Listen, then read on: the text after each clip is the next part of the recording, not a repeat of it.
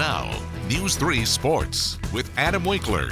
The pandemic and its impacts spared no one. December 9th of 2019, you see the video right there. Ricky Rahne lands his first head coaching job, but here we are 1 year later, and you know the rest of the story. He's still yet to put on a headset and lead Old Dominion University onto the field at SB Ballard Stadium. Now, yesterday, in part one of our sit-down interview with the Monarchs bench boss, Rahne reflected on a lost season due to COVID-19 and also looked ahead to 2021. Tonight, we dive into his personality and his background a bit, including one way he passed the time these past several months.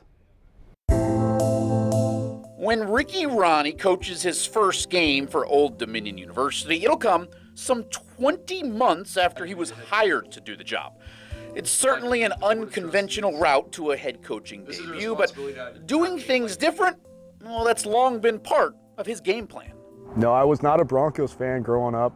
My entire family was, and it was a bad deal. Raised only a few miles outside of Denver, not only did Rahne not cheer for the state's beloved Broncos, he rooted for their rival.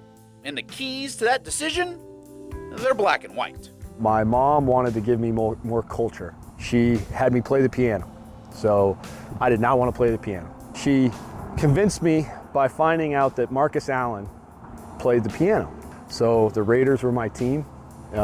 Marcus Allen is my favorite player. I have an autographed picture of him. And I would go to the games, the Broncos-Raiders game. My mom, bless her heart, would take me, and I'd be in full Raiders gear. I mean, you'd be amazed at what people will say and do to a 9-year-old boy who has the opposite color jersey on. Rahne tells us he no longer plays the piano, so that wasn't an option for occupying his time during the pandemic while he wasn't coaching.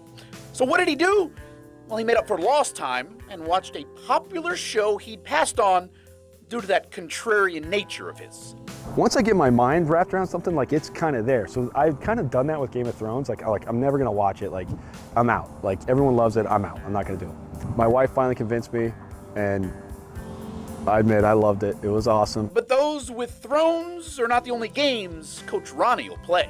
I love playing video games. I play a lot of video games against my sons. My one son is awful to play with. Like, I mean, just the worst. I told him the other day, I said, hey man, your etiquette's got to pick up or you're going to get punched in the face, you know, like by someone, like your friends. No, your friends are going to be angry with you, you know. So it appears Ricky is not the only member of the Rahne family who needs the real games to return. So I've got a little in common with Coach Rahne. You don't talk to your kids like that while playing video games, do you? You want to be clear. He's not the one doing the punching in the face. He's worried that a friend is. But I've never seen Game of Thrones. Me neither. I'm with you. I think we're the only ones. And no, I haven't. And my wife loved it, and she tried so many times, and so I guess maybe I need to cave. So yeah. Hold out. Good story. All Thank right. you. Thanks, Wayne.